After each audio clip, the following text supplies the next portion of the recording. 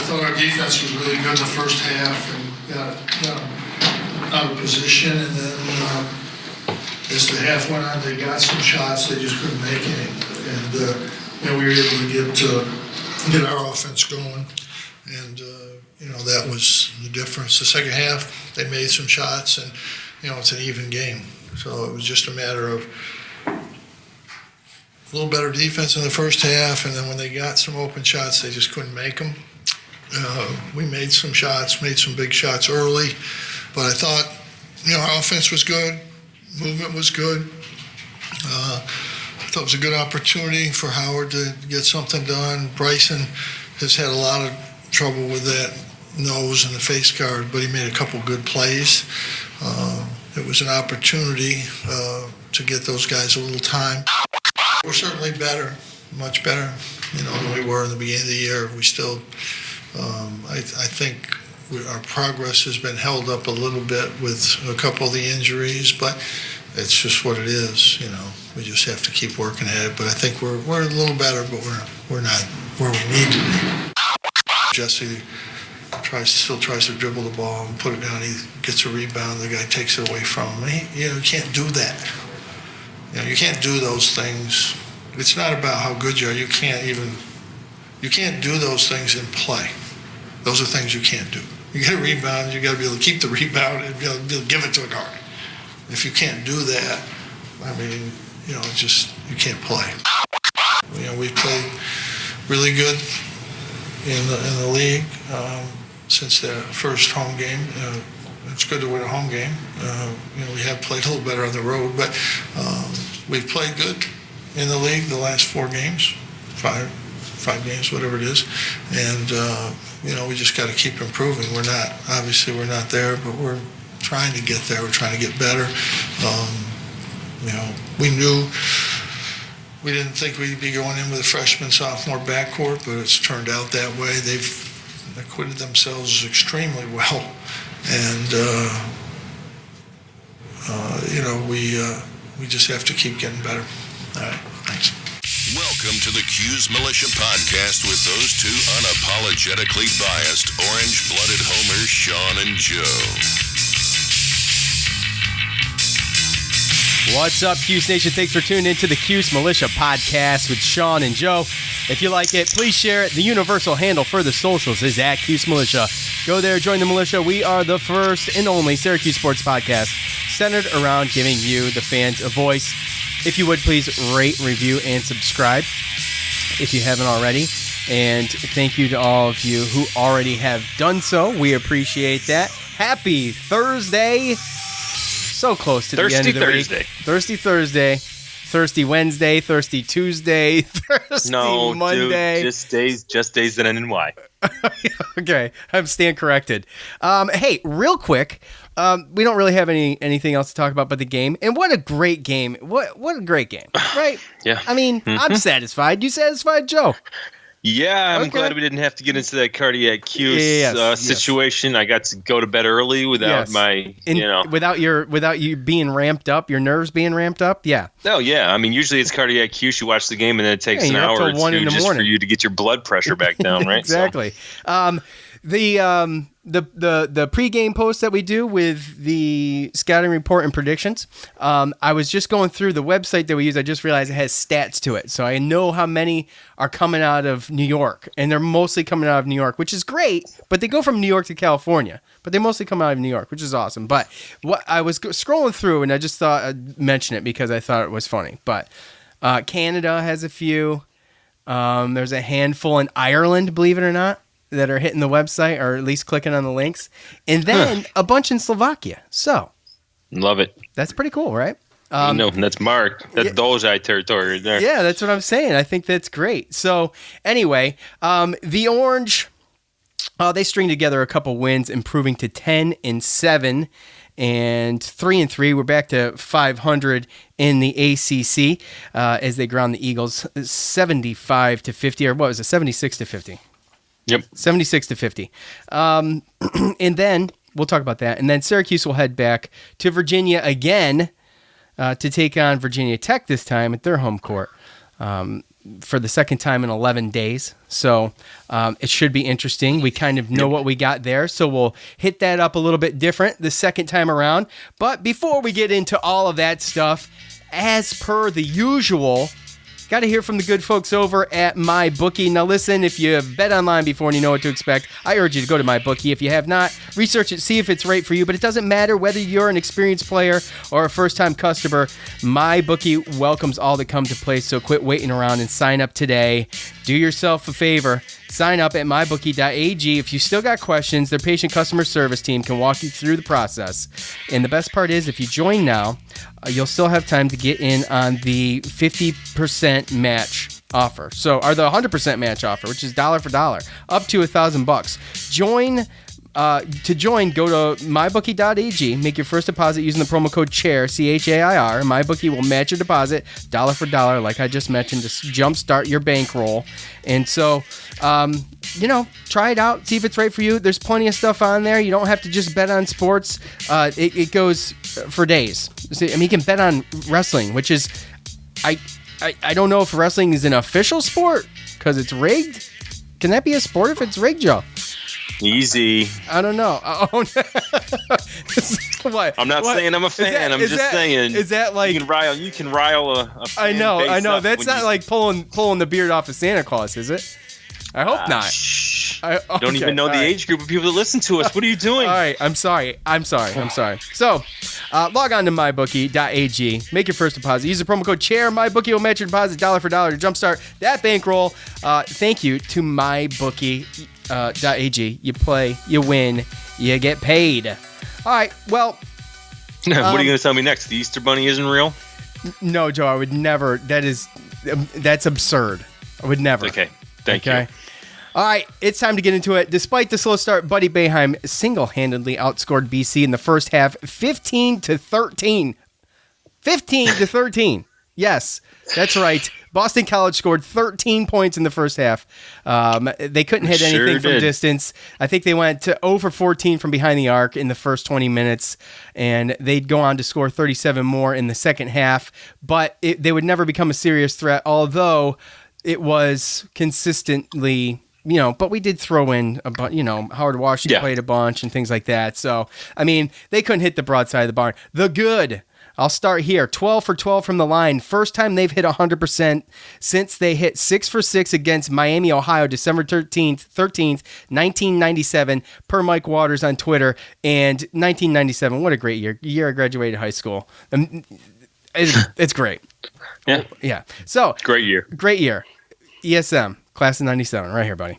Buddy Boeheim, 9 for 17 from the field with 22 points, game high. And Syracuse, they shot 51.9% overall, 44.4 from three, and the aforementioned 100% from the free throw line. They won the battle of the boards 36-23, and get this, 24 fast break points and 36 points in the paint. Quad 3 game, couldn't lose it. That's your good, okay? Really good. The good is really good this week. I think it's the best good we've ever had. The bad, Sidibe. I don't know what it is. Maybe he needs to change up his preparation or something. I thought he'd be a little bit further along than he is. He has trouble catching the ball. Okay? That's like a basic fundamental in basketball. You have to learn how to catch it. You got to learn how to hold on to it. 6 rebounds, a block, and a steal. Not bad. The problem with the steal is I think he gave it right back before he could decide what he was going to do with it. He did hit 100% of his shots from the field, though, maxing out at 2 points. Thankfully, Dolezaj was awesome again last night, and if he could play like that all the time, we've always got a shot. Double-double, 10 points, and 11 rebounds. The ugly Boston College, man. They made this too easy for me. The whole entire team. Ugly. They were awful. 32.8%, 20 of 61 from the field, 20% from three, 6 for 30, 50% from the line. Not one player in double digits in any category anywhere across the box score. 24 fast break points from Syracuse. They stunk in every aspect. So a combination of a pretty well-played game by Syracuse, but a very, very, very, very, very bad game played by Boston College. And you look at it and you say, how the hell did these guys beat Virginia? No idea. Yeah, I am. Other than the fact that they both are just awful at scoring, so I don't even know how they even scored that many points. I definitely expected a better effort from defense. I remember we talked about it, and I kind of compared them to the size and the defense of Virginia Tech, with just out the 3-point shooting, right? Well, I think that you saw for the second game in a row a situation where I think that we guarded the 3-point line a little bit more than we did against Virginia, but it was kind of very similar.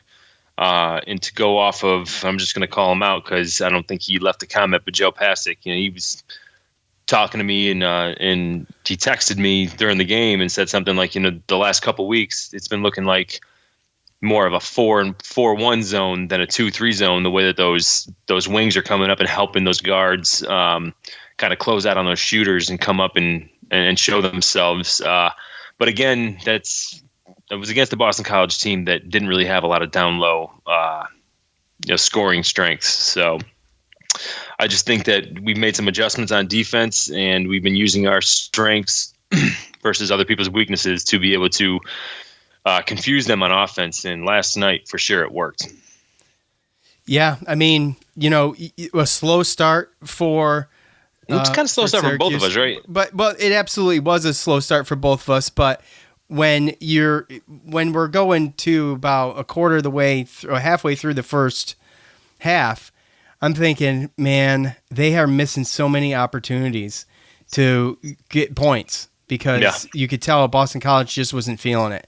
And, the crowd was quiet and it was very somber in there. It was very boring to watch. And then all of a sudden, Buddy Boeheim, I think there was a fast break that just sparked something. And from there, I mean, numerous fast breaks and just a beauty to see, some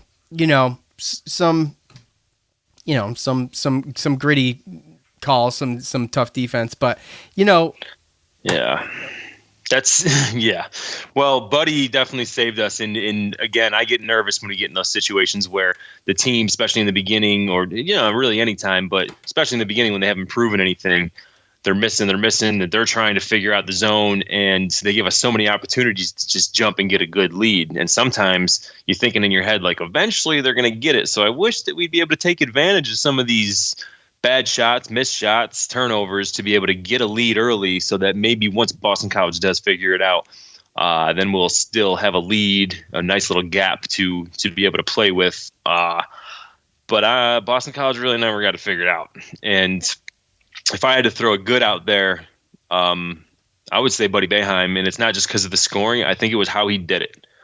I think that he's been labeled just a jump shooter. Can't take it off the dribble, things like that. And you can start to see that he can take it off the dribble. I mean, even Joe Girard, he got stripped pretty clean last night, and we've seen times where he has had those freshman moments where he does get stripped by a pretty good defender. I don't remember seeing Buddy Boeheim, even when he has taken it off the dribble, getting the ball taken from him. And once he gets to that free throw line, then he can create his own shot. And last night he proved that if you're going to come out and play me as a shooter too high, then I'm going to be able to go by you and actually make some layups, right? So if you're not going to guard me, then I'm going to take advantage of it. So he showed some aspects of his game. There's a couple people, some of my coworkers that watched the game and were pretty impressed with him.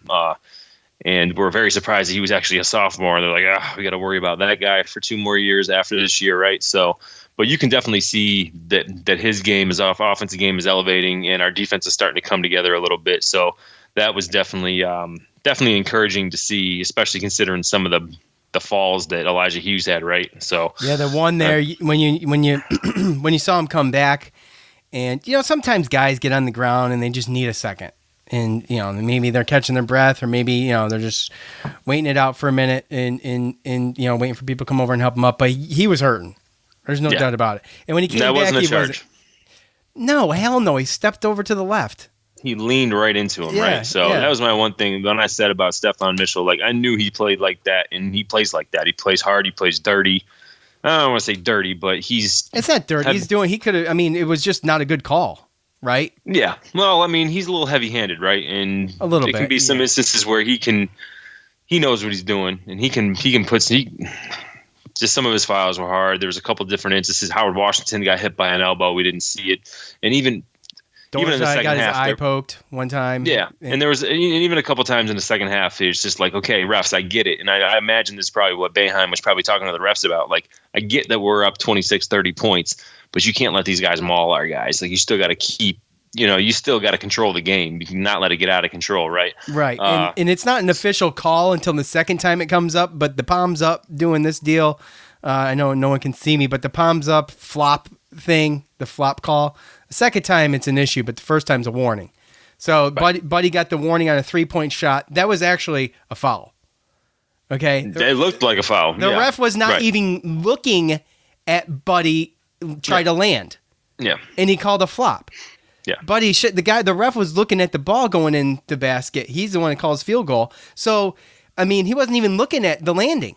And Buddy caught a body. I mean, I got the screenshot, so I put it on social media. And sometimes refs are guilty of doing that when there's such a blowout, right? And they just kind of let certain things go. They kind of just mail it in, right? Yeah. Well, and it's just not fair to some of the kids. And and at the end of the day, I hope that Elijah's going to be okay and that this doesn't really, like you said.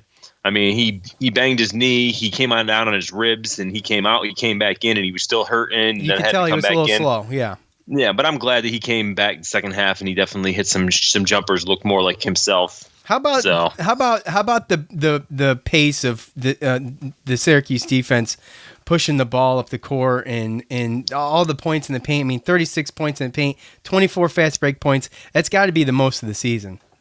It has to be. Well, against the Power 5 team, definitely. Oh, without a doubt. So, I mean, I guess my question... But I think that was a lot of Boston College got a little desperate, right? They knew that they know our weaknesses. They know our weaknesses is offensive rebounds, right? And then when you're down, you want to crash the boards a little more, which means if we do get one of those long rebounds or something happens, then we can take advantage of things like that. And that's what Boeheim talked about at the end of the game when it came to Virginia, is that you need the long rebounds, the turnovers, the things like that to be able to spark those kind of things. So when you don't get those things, then you're not going to have a lot of fast break points. But they definitely took advantage of them. I liked how Howard Washington came in and played. He had one bad turnover, got it back with a steal. I liked how Godine came in and he showed that he's got a little bit of, I mean, you could see the talent. I mean, that one finish that he had, that one little reverse finish that he had.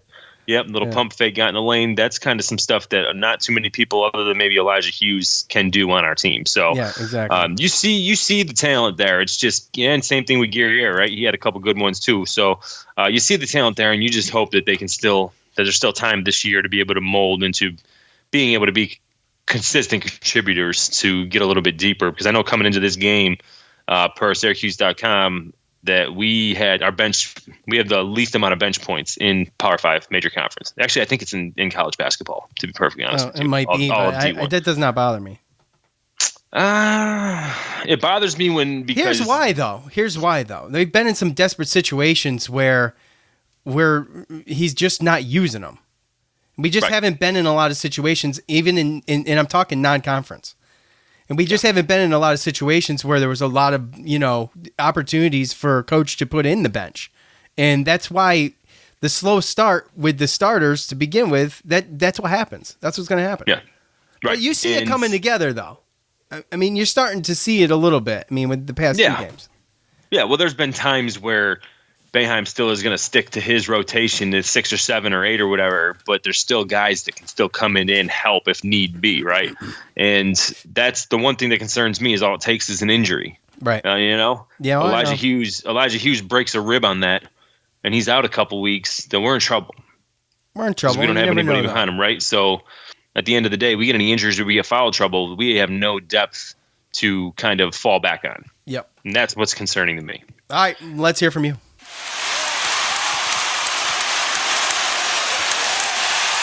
It's time to hear from you, the loudmouths from the Loud House. All right, y'all know what to do. Go to the socials after every game. I will enter and post that. Will prompt your comments, thoughts on the game, and you leave your thought there, and we talk about them. All right? So we're going to do something that I haven't done in a long time. It's because I accidentally forgot to go through these, so this could be fun.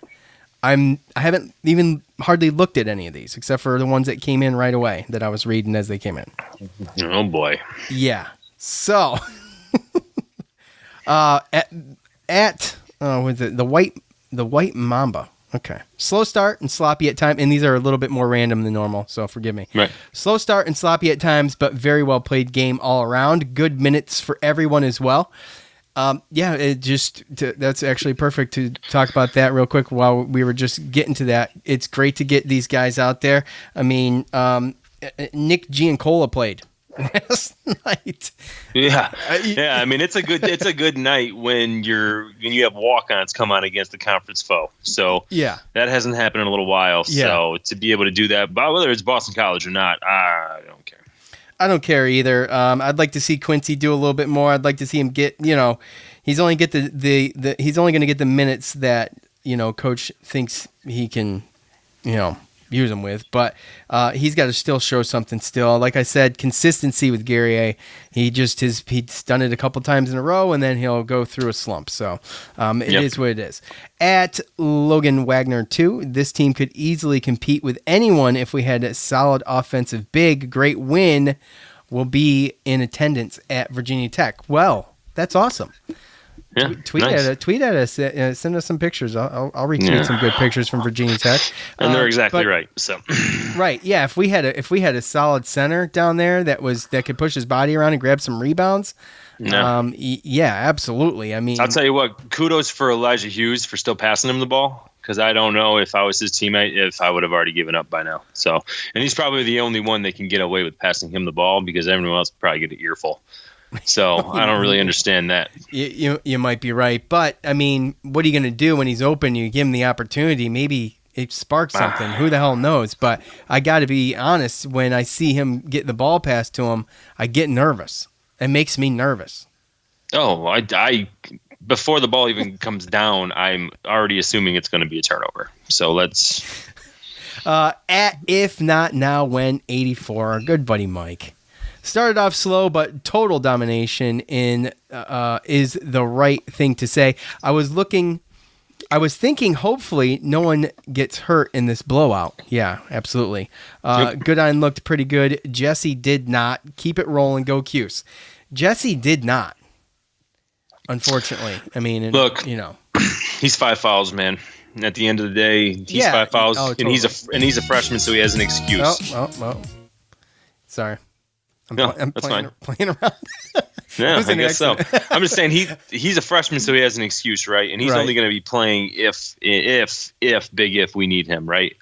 Yeah. It's Sidibe to me. He doesn't have an excuse. I mean, it's his third year, and he still doesn't know how to keep his hands straight up in the air. So I don't even know why he's arguing these calls. I know. Why did he argue that? He came right over. John Bolajac's on the bench going, bro. Yeah. Straight up, and bro. Braswell, straight up, right? He argues like his hands are straight up when it's like at a 45 and it's right on dude's head. He's like bridging over the dude. Right. Like how long do you have to play before, hey, just straight up, make the shot difficult, don't get the foul. I know. It's freaking but how many minutes? I don't have the minutes. I printed this out too quick. No. Only 3 fouls last night though. It doesn't matter. No, we didn't need them. Right, yeah, I know. We didn't need him. It's the same old song and dance. Doesn't matter how many minutes. Let's see. At Clancy Cuse, I'll take the W. Got to defend home court. Absolutely. I have been a little bit scared of home court. They haven't played their best there. They've won a couple games on the road, Georgia Tech and UVA. Yeah. So that they sometimes they do that though. They surprise you in that way, which I don't know. You got a hell of a home court advantage, but most of the time. Most of the time, yeah. I mean, it's just. I just think if there's been any years where things have been kind of there's just been some things that have been up in the air as far as some things on campus, some students protesting games, and obviously there's been random bad weather on nights that we have games. True. So again, I mean, we've talked about it, and it's not just us that have talked about the fans this year. So who knows if actually this year so far it actually has been. I feel like the crowd size has definitely been a little smaller. Last night wasn't bad for an evening game in the middle of the week. I thought it was okay. It was a 6:30 start. Makes a little bit of sense. Yeah, it wasn't bad. Let that be 8. Let that be On an a 8 o'clock start, weekday? and then Yeah, you're pulling. we get 75% of what we had, maybe. Well, you pull about 12,000 if that's the case. I don't know what they pulled last night, and I used to look at those numbers all the time, but anyway, let's see.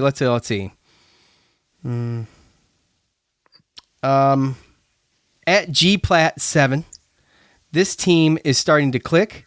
They are getting it together just in time to meet some formidable opponents. Buddy was the shooting star of this game.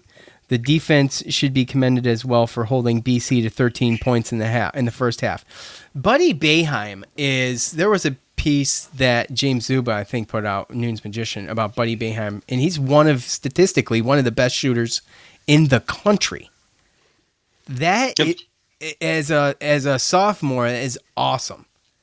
And Absolutely. he's only going to get better. And it's funny to me to still see the calls for, now they're more few and far between now than they were at the beginning of the year, but the calls on social media for Buddy to sit and coach's boy and our coach's son and all this stuff. I mean, that stuff is absurd. It really is starting to get like really absurd. I mean, No, absolutely. I talked to you that I'll bring him up all the time. Mac, he's a diehard part of the Rams club, diehard North Carolina Tar Heels fan, and granted, he's kind of having a down year this year, right? So he's got a little bit of, but he watched that game. He went home and watched it. And, he said, "Oh, I'm scouting the orange, haha," But Yeah. he's like, I'll tell you what, buddy, he impressed me. And then I said, yeah, well, there's some fans out there that think that he just plays because his dad's the coach. And he goes, yeah, well, if you don't want him, I'll take him. Yeah. And that's a UNC fan right there. If I'm not mistaken, Roy Williams would have. Like, I think he was offered a scholarship. He was the one that told him during the tournament. I believe it was the Peach Jam. It was an AAU tournament where he said, your son's, it was after he had gotten a Gonzaga scholarship, and he told him that you should offer your son a scholarship because he's good enough. Yeah, absolutely. Talented kid. And it's one of those things where I'm just like, barring injuries and things like that, this kid, when he is a senior, is going to be crazy. It's going to be crazy. Yeah.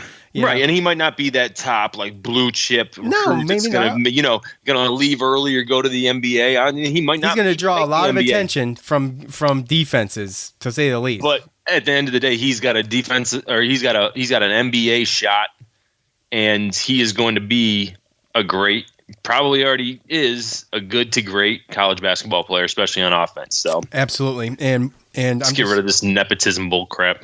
Yeah, I mean, whatever. It's sports, not politics. Yeah. Robert, top fan on Facebook. Thank you, Robert. You're the man. We appreciate it. Two thoughts. One, Buddy is quickly becoming a straight-up weapon. Absolutely. I think we hit that, and that's fair.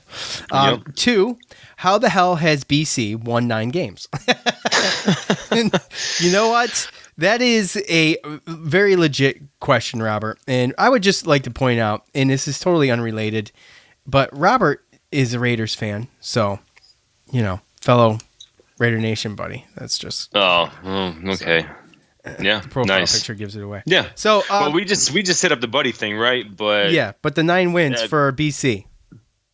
Dude, it's college basketball. Yeah, I know. Well, the UVA Everybody's one's gonna lose, the right? UVA one's the tricky one, right? Well, yeah, but either way, you can say Clemson just beat Duke. So Yeah, I know, but Clemson is better, I think, than what people are giving them credit for. Alabama just beat Auburn last night. Auburn was undefeated. They were 5th. Okay. Like you can't win them all, right? So that's what happens when you play in these major conferences. We're not Gonzaga, where the toughest team we play every year is St. Mary's. It's a situation where you play tough teams day in and day out in the ACC. And realistically, you go look at the ACC standings, and it'll tell you everything that you need to know. Yeah, because we're 3-3, right? Yeah, and we're tied for 5th, right? There's only 4 teams that got a better right. Yeah. Yeah. And if we beat Virginia Tech, then we'll be tied with them. So again, there's 3 teams that are 5-1. Right. Yeah. So you got Duke, UVA, Virginia Tech, and no. Duke, Florida State, Louisville. Oh, Duke, Florida State, Louisville. All 5-1. Okay. Yeah. And then Virginia Tech's 4-2. Even Virginia's 3-3. That's right. Yeah. That's right. That's right. So yeah, this next game, and we'll get into it here in a second. We'll talk about it. Let's see. Brandon on Facebook, not a top fan. That's disappointing because I see Brandon all the time. So it makes me wonder how Facebook does this. How do they even do it? It's a true possibility that we've officially seen this team turn the corner. We are combined 5 points in losses away from being 5-1. Very good stuff we are seeing. Yeah, those 2 games against Notre Dame and Virginia Tech the first time were combined 5 points. 4 against Virginia Tech and 1 against Notre Dame. So, Right. Yeah. But you know what, though? And ifs and buts or candy nuts, we all have a Merry Christmas. You know what I'm saying? So, yeah, we're that close to being 5-1. It goes to show that we're, at the beginning, if you would have told me halfway through non-conference play that we'd be where we're at right now, I probably wouldn't believe it. So, it just goes with the improvement. And maybe they have turned a corner, but again, consistency. I don't like to get over my skis on those types of things, Yeah. So, well, again, I think that's all going to go back to looking at who we've played at the end of the day. I think that's going to play a big part in considering what are bad losses, what are bad wins, and everything like that. So, again, I don't really think that we've had too many bad losses, if any. And, again, obviously you need to have good wins to kind of outdo that. You have to have some type of good winning percentage to make the tournament. But, yeah, I mean, we're that close. And sometimes that's 1 point here, 1 point there, and you don't make the tournament. So, let's see. Daryl, top fan. Thank you, Daryl. Great win. 3-3 in conference play. 1 game at a time. Defense looks good. Defense is getting better, I believe. That's a great point. Nice to get a home win. I believe that's our first conference win at home. Go Cuse. I think he's right. That is our first conference win at home. Yes. Yep. And I think we got to put things in perspective here. Okay. Like I said, I want to be the devil's advocate of it or whatever, but defense is going to look good when you're playing against offenses like Boston College and Virginia. Well, that's very true. Yes, absolutely. Fair point. Saturday will be the test. Well, Saturday will be the test, but they played them. Let's just go back to that game real quick before we get into it again. They played them pretty good. It's close. Oh yeah, they played them good, right? Yeah. So we're going back. They're before the Notre Dame game is the one. What Notre Dame scored 89 points or something like that. So right. It's been 3 games in a row. They've been decent. Not just the 2. But Virginia Tech, you have to understand. I mean, we had their leading scorer had probably his worst game of the season. True. And he did. Then they had this guy Cone come out and Cone's a rising star too, by the way. I don't know. He just hit 15 points against Wake Forest last night. So Yep. One more. Steve, top fan on Facebook. Thank you, Steve. Finally, slow start again, but not going.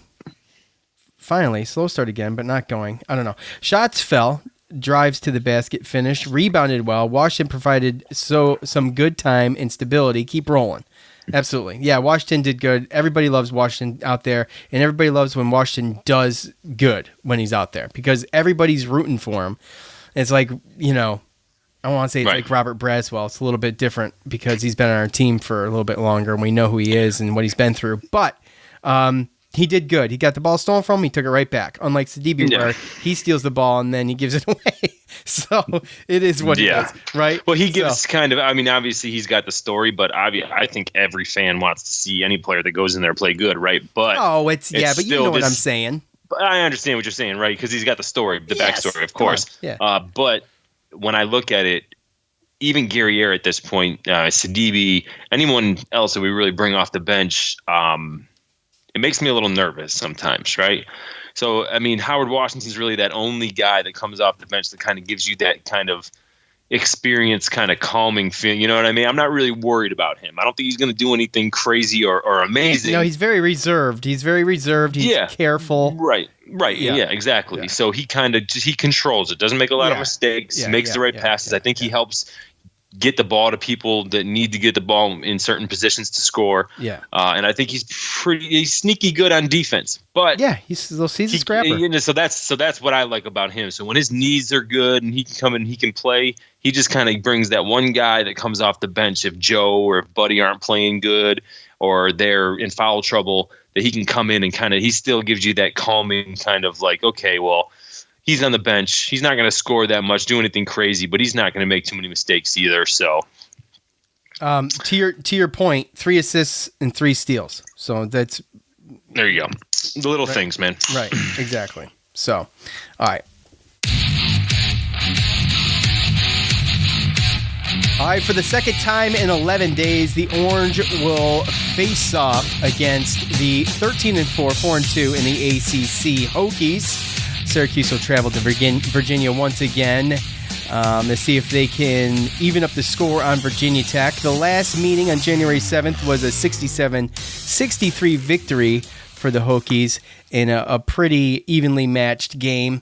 I mean, when you look back at it and you look at the stats, 34-33, we won the rebounding battle. The turnover battle, we won by 2. The Orange were able to keep freshman star, the aforementioned Landers Noli. Joe hit that the second, held him in check. The problem was we got killed by Jalen Cone coming off the bench, and he scored 19 points against us. He just lit it up. 2 4-point plays. Virginia Tech's net ranking is up to 34 now. That'll make this a quad 1 game for Syracuse at Virginia Tech. So, Joe, we kind of know who they are. So, we lost the last game. Let's shift our focus into what a winning strategy will look like in Blacksburg. Well, again, I think it comes down to stopping their playmakers and who they have. Now, we did, like you said, Landers Nolly stopped them good, but obviously we had Rando, Jalen Cone. Well, he's not going to sneak up on us anymore because since he's played us, he scored, 10 points, I believe, against NC State, and then I think he just had 15 against Wake Forest the other night when they won at Wake Forest. So he's becoming a guy that averages double digits off the bench, and I think that kind of all started with us, and he's not going to sneak up on us. And the way that we play defense and the way that you've seen these wings come up and kind of close out on these shooters, I think it's allowing our 2 guards to go out a little bit higher than normal. And really, that's what it is. We talked about it. Virginia Tech, they're not that big. We should be able to still get the reboundings and beat them as far as rebounds. And again, it just comes down to whether or not those guys are going to be able to miss or whether they're going to hit the 3-point shots. They're a physical team. They try to get it down low. They go to the line. I think they went line 21 times against us, 21 times against their win at home against NC State. They went on the line 29 times against Wake Forest this past game. And since we've played them, Tyrese Radford and Landers Nolly have pretty much carried them. They had, I think, 49 points combined against Wake Forest. They each had 21 against NC State. And those 2 and Cone were the only 3 in double digits against NC State. So we know who their weapons are. They got some other guys that can hit some shots from time to time, PJ Horn, Aline. But for the most part, we can't let those 3 beat us. And again, Tyrese Radford is that 6'2", 6'3" guard that is just physical down low. He figures out ways to get rebounds. And that's really what we have to look forward to. I think the one thing is how does our offense play better? Because I don't think it was our defense, right? I mean, they did miss some open shots, and I think that we will be a little bit better at closing out shooters, especially since we have a whole game tape, so we can probably come up with a better game plan against a younger team. But I think the game is going to be where can we get better on offense. Yeah. Mark's going to have to step up. There's going to be other guys that need to step up, right? So, yeah, I think we Mark talked about that, right? Mark last time, 6 rebounds, 6 points. Right. He was, he created more than one bad foul. The one was one of the Jalen Cone 4-point plays, but he was just all over the place. This was the game, if you remember, when we did the post game, we were saying, you just need to calm. He just needs to calm down a little bit, and he's actually done that the past 2 games. I know it's kind of a different animal, but he if he could play this game, he's so much better when he's a little bit more calm. Right. And he shouldn't feel like he needs to do a ton, but like you said in the post game for Virginia Tech, he needs to realize that we need him. So to balance, have that balance, and that's where he's the best. That's where he plays his best game. Right, and I mean, you're talking. He's had doubles. He had the double against Notre Dame. He had a double after Virginia Tech, right? So he should be averaging a double every game, right? And that's where we got to go. I think that what we talked about, we saw against Boston College. We saw a guy that knew that we needed his presence down low. Yeah, totally. And you saw that against Boston College, right? And realistically, if you look at our game plan against Virginia Tech the first time, if we just don't foul 3-point shooters, we win that game. Exactly. Yeah. So Well, it's close. and well, It was only and 2 points fouling them because Jalen Cone made both of those shots, so he got an and one on each. Yeah, but did we not foul somebody who missed and had 3 shots? Gerard did. Yeah, you're right. Right. So that was right. what, 5 points. You're right. So, and realistically, we have a more experienced coach. We have guys that I think are starting to buy into the game plans and understanding what their strengths and what their weaknesses are, what their roles are, and that can take a little bit longer with a younger team, adjusting to the refs, adjusting to the other team, and I think that we've seen that get better. And this team is a better scoring team than Virginia. They're a better scoring team than Boston College, but they still have the same type of height that Boston College had last night. And a little bit shorter though, too, right? A little bit shorter, unless they bring in the 6'10" freshman senior that played there a little bit. And like Jalen Cone, he uses every bit of his 5'10" frame to just be an animal. I mean, you get those guys, but right. I mean, they're a good 3-point shooting team. We talked about it. They play 10 really good defense, right? And then they shoot a lot of threes, and then they try to take it to the lane and go and get free throws. Right. I mean, they last 3 games they've had. What, 21, 21, 29? I don't know the average off the top of my head, but it's probably around 24, 23. So, again, it's just that. It's limiting their free throws, limiting, obviously, their wide open, undefended 3-point shots, right? Close out. And then it's right. And then it's just the little things, the rebounding and stuff like that. I mean, realistically, sometimes the turnovers don't matter depending on what it turns into. I mean, we had more turnovers than Boston College. You wouldn't have known it, but we had 15 to their 11. It's just, what did they do with our 15 turnovers? Probably turned it right back over. So, right. So, or they just missed a shot. So that's really what you're looking at. You were looking at a really, really close matched game in a situation where neither team really knew too much about each other, and it's more or less kind of going to go to the coaches, I think, on this one. And I just think that we have a team that's starting to understand the roles and starting to understand the adjustments they need to make and following the game plan and having the confidence. And if Mark can come out with the confidence that he did this past game and stay out of foul trouble, then we might be able to go to Virginia and get another W. Yeah, and that was going to be my final point. Look, they made 10 3-pointers against us last time, and they only made 11 other shots inside 2-point range. So, right. If Dolezaj can play smart and he can do what he's been doing and kind of just not fly around like a lunatic and save those fouls, that's key, I think, for me. I just don't think he was on his game. I felt like he was trying to do too much last time. So, Joe G's 3 points and his prediction coming up in the next post. So, I mean, you get a good idea. You get a good idea, but we'll lay out all the stats for you. And just another thing real quick. Okay, go ahead. A lot of things that I really look at, too, with this is, you talked about the NCAA, the net rankings. A lot of the net rankings comes down to wins. I mean, they do a lot of that kind of stuff. And you know that I kind of I love Ken Pom, right? Yep. So, and he has the analytics and he throws all the adjustments and the offense and defense stuff like that. I mean, right now, based upon our offense efficiency, I mean, we're top 35 offensive efficiency team right now. That's crazy. Which is crazy considering how we're a jump shooting team, right, and everything like that. But when you look at the rankings on Ken Pom, he has Virginia Tech at 50 and he has us at 53. Okay. So I just look at it like, unless they just show up and just shoot the damn roof off, it's going to be another cardiac Cuse game if I had to put my money on it.